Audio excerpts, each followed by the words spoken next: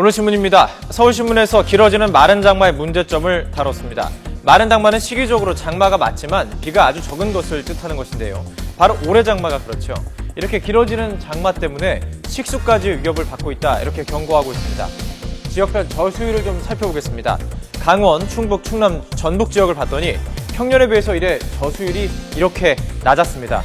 중부지방만 봤더니 강수량이 평년의 43%로 절반도 되지 않았습니다. 비가 내리지 않으니 저수율도 이렇게 낮을 수밖에 없겠죠.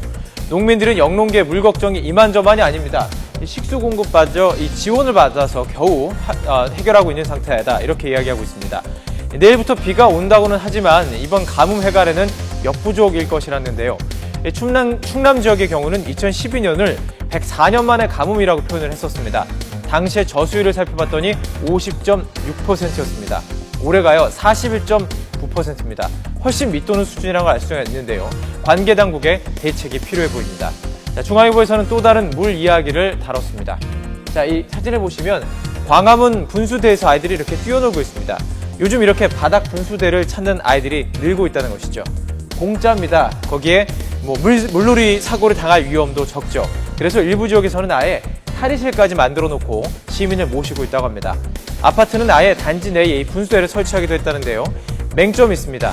뿜어져 나오는 물을 별도의 처리 없이 반복 사용하죠. 그러니까 이용된 물이 다시 들어갔다 나온다고 보면 됩니다. 오염에 아주 취약하다는 것이죠. 실제로 환경부에서 물놀이 시설 중 대장균 기준을 초과하는 시설이 85%나 됐다고 합니다. 그러니까 분수대에서 85%가 대장균이 넘게 검출이 됐다는 거죠. 이 물을 마시거나 호흡기로 들어가면 구토나 설사를 유발할 수도 있다고 조언하고 있습니다. 마른 장마에 저수율이 떨어지는 이 물 부족 상태에서 이렇게 분수대 시설을 마구 늘리는 것, 마구 이용하는 것도 문제가 될 수 있을 것 같은데요. 적절한 균형이 필요한 시기인 것 같습니다. 다음 기사입니다. 한국일보 기사인데요. 음서제도라고 들어보셨습니까? 고려시대 귀족의 자녀가 무시험, 그러니까 시험을 보지 않고 관리가 되게끔 만든 제도였습니다.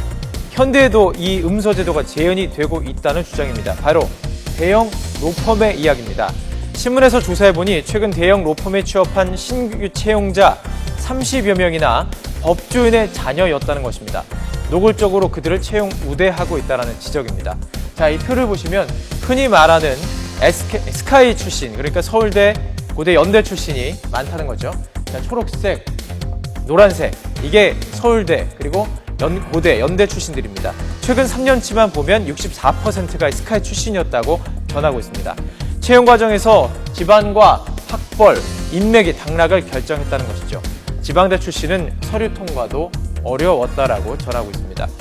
한국일보는 10대 로펌에 들어간 신규 채용자의 부모가 전 현직 고위 법조인, 또 정치인, 고위 관료, 대기업 CEO까지 아주 다양했다라고 전하고 있습니다. 변호사 사회 내부에서도 전반적인 재검토가 필요하다고 말하고 있습니다. 정직한 노력과 능력이 인정받는 사회가 건강한 사회라는 것을 잊지 말아야 되겠죠. 조선일보와 함께 보겠습니다. 제목부터 보시죠. 잡스, 구글, LTE, 이 성공 스토리 그 뒤에는 수학이 있었다라고 이야기하고 있습니다. 어떤 이야기일까요? 잡스를 먼저 살펴보겠습니다. 수학자를 대거 고용해서 애니메이션 토이스토리를 히트시켰다고 합니다.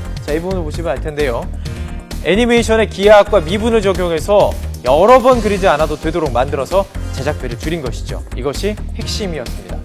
구글의 경우도 알고리즘을 이용해서 검색 엔진을 개발했는데 구글의 공동 창업자 세르게이 브린, 스탠퍼드 대학교 박사과정에서 응용수학을 전공한 학생이었습니다. 수학을 이용해서 정교한 검색 엔진을 만들었다는 것이죠. 4세대 이동통신, 여러분께서 많이 쓰고 계신 이 LTE도 복잡한 파동을 수식으로 표현하는 푸리의 변환 공식을 활용한 기술이라고 합니다. 수학이 더 이상 기초학문이 아니라는 것이 전문가의 주장인데요. 수학을 포기했다는 수포자들 다시 한번 고민해 봐야 될 것 같죠. 중앙일보에서는 대학생들의 가방을 한번 열어봤다고 합니다. 어떤 결과가 나왔는지 함께 보실까요? 대학생들 50명의 가방을 이렇게 열었습니다. 소지품들이 좀 눈에 보이는데요. 쭉 훑어보니까 전자기기들이 좀 많이 눈에 띄죠. 스마트폰 충전기들이 좀 많았습니다. 노트북이나 태블릿도 많았고요. 이쪽을 보시면 어학교재들이 좀 눈에 많이 띕니다. 공통적으로 어학교재들을 많이 가지고 다닌다고 볼 수 있을 텐데요. 통계를 내봤습니다.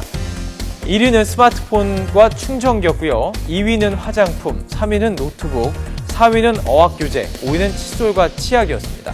취업 준비로 바빠진 학생들, 학원에 또 공부에 집에 들어갈 시간이 없어서 책기를 모두 밖에서 해결하는 경우가 많았다고 합니다. 그래서 칫솔, 치약도 필수품이 됐다는 것인데요.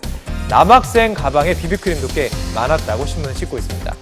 이 가방의 평균 무게는 4.2kg이었습니다. 웬만한 볼링공 무게고요. 수박 반통 정도의 무게인데요. 꽤 무겁다라고 볼 수 있죠. 청년 취업이 어려운 상황에서 가방의 무게만큼이나 이들의 무거운 마음이 느껴졌습니다. 우리 대학생들 오늘도 파이팅입니다. 지금까지 오늘 신문이었습니다.